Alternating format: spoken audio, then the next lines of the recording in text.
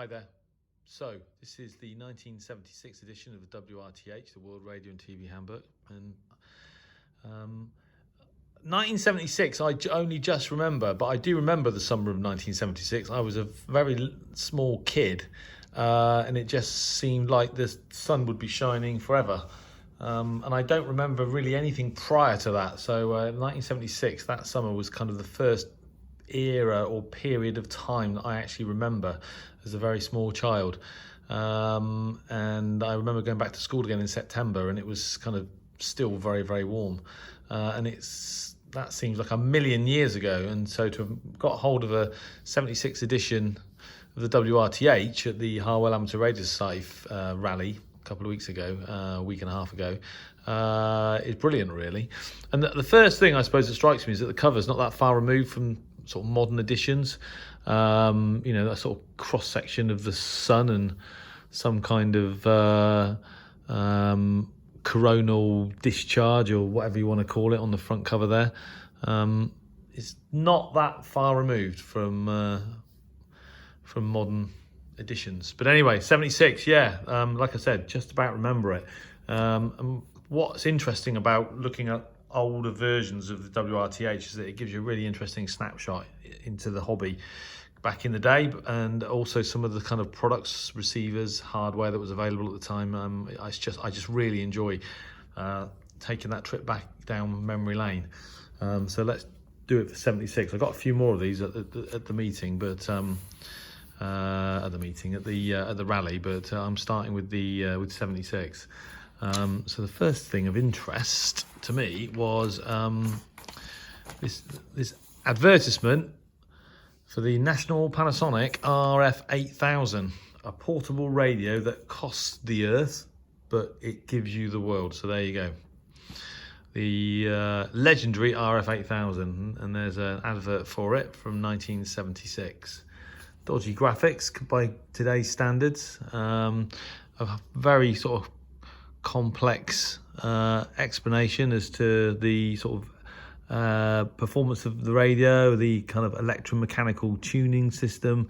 I mean, a lot of detail there that only a DXer would appreciate. But there you go.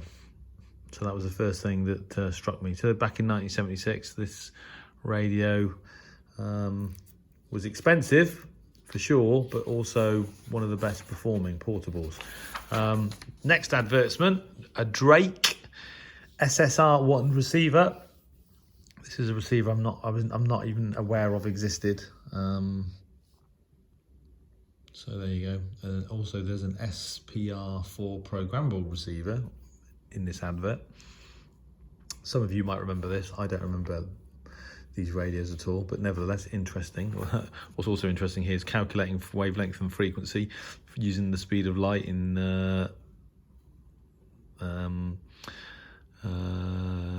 in meters and kilohertz.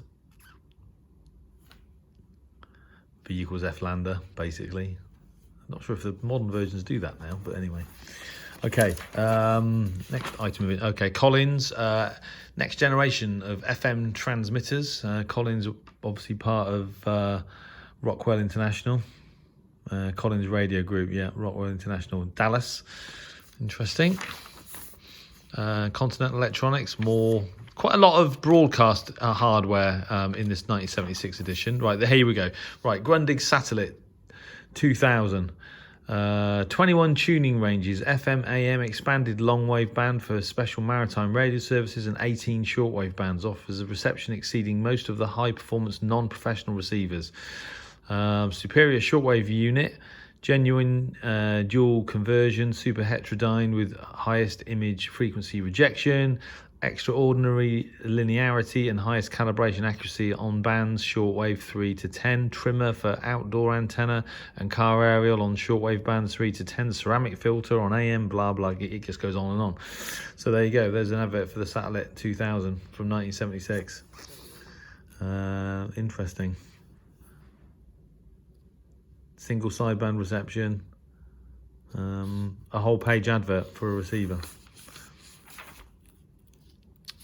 Keep going.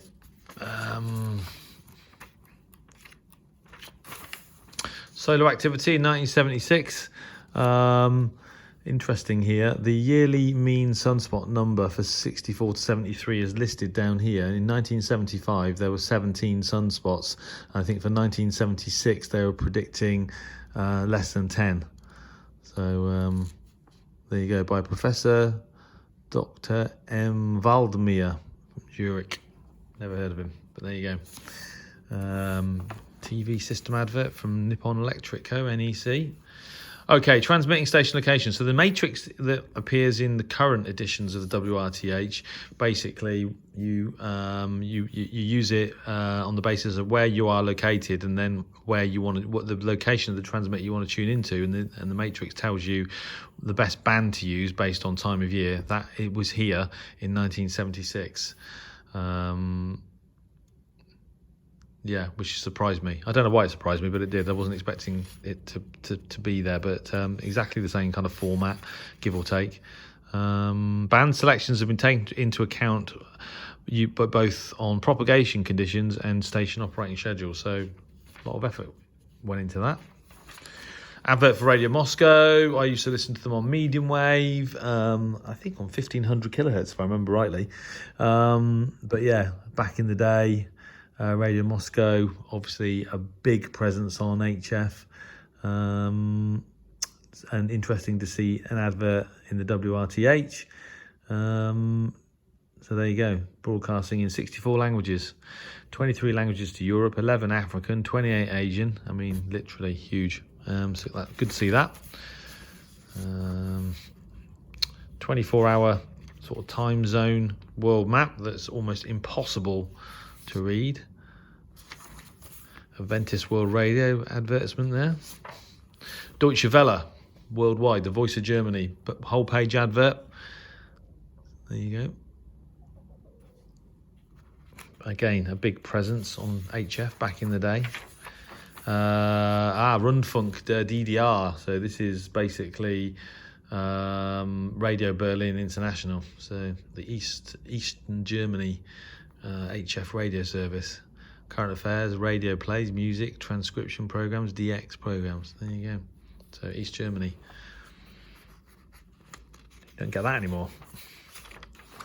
And then the BBC, for some reason, have a half-page advertisement. World Broadcasting Information. A weekly publication of some 2,000 words, including schedules, new transmitters. Okay, so kind of like something in print for £19 sterling. I guess that's an annual subscription. And then a little bit on the address. Okay, so this was all operated through Caversham Park. So yeah, a half-page advert for the BBC, broadcasting to the world and listens to it. The monitoring service offers you, etc. So moving from that to a whole-page advert for Radio Netherlands. Catch one of our languages and frequencies. Again, another big presence on HF back in the day, Radio Netherlands. Okay. Get more of the world for your money. The Kenwood QR666 all-band communication receiver. I've never been aware of this receiver ever. From the people who bring you the finest amateur radio gear, the finest stereo sound components, the QR666 reflects the same superb engineering. 170 kilohertz to 30 megahertz, AM, SSB, CW, superb sensitivity. It runs on AC mains, battery, or external DC. It's basically portable. Never even heard of it. So there you go. 1976, Kenwood QR666. Well, no doubt some of you will remember that. We got here an advert for Swiss Radio. Okay, the Swiss Broadcasting Corporation. I'm not sure how they were known on HF. Radio Switzerland International. It just says the Swiss Broadcasting Corporation. I'm making the point of their reflection of that mountain. There are two sides to every story. Radio RSA, the voice of South Africa. So Radio South Africa, full page advert again. They used to have a really good interval signal, Radio RSA. Here we go. Israel Radio, 13 languages. Again, another full-page advert. No more. A half-page advert for Air, All India Radio, 1976. And a whole-page advert. Radio Australia congratulates the World Radio and TV Handbook 30th year. So a half-page advert for Radio Australia, congratulating the WRTH for 30 years. And a whole page advert for Radio Canada International.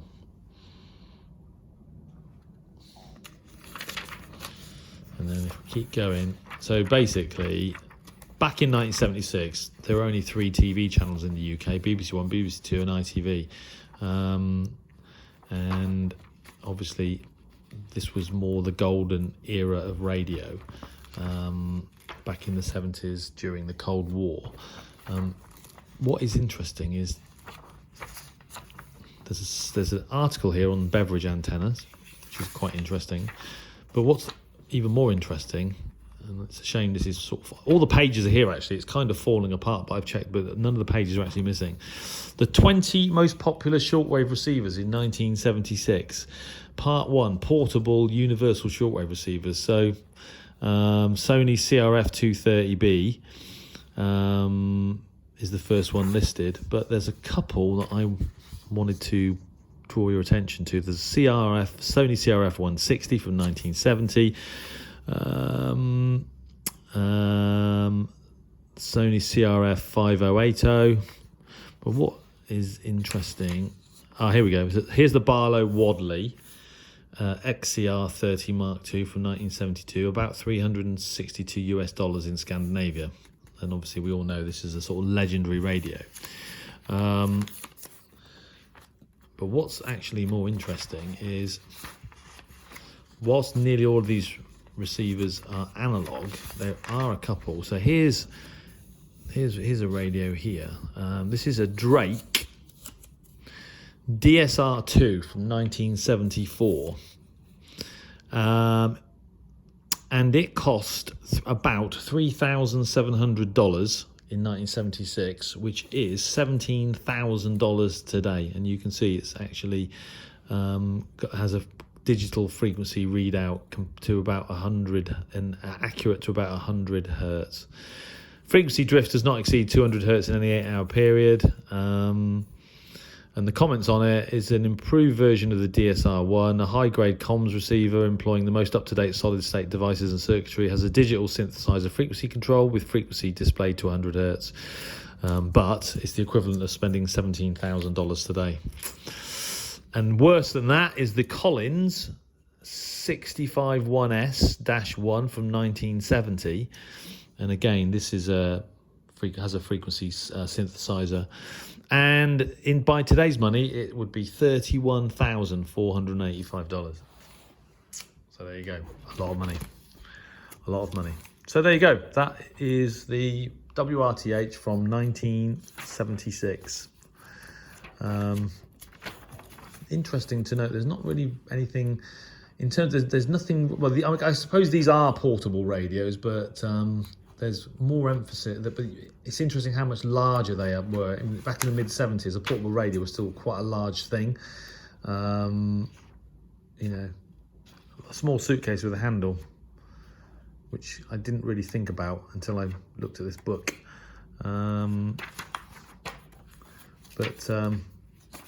Yeah, it just gives you an insight. Okay, medium wave DXing in the Western Hemisphere.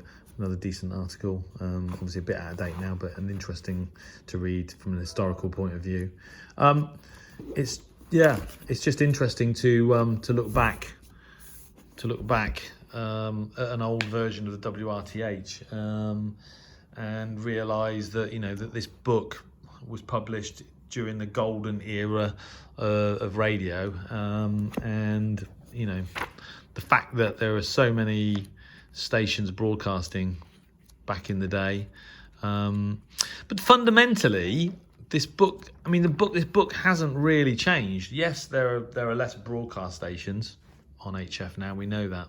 But the book itself fundamentally hasn't changed in terms of the format. It's still pretty similar.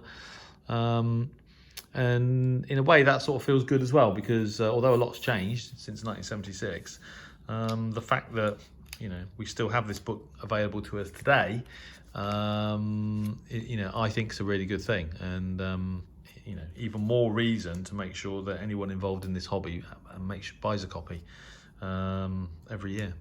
So there you go. That's the WRTH from 1976.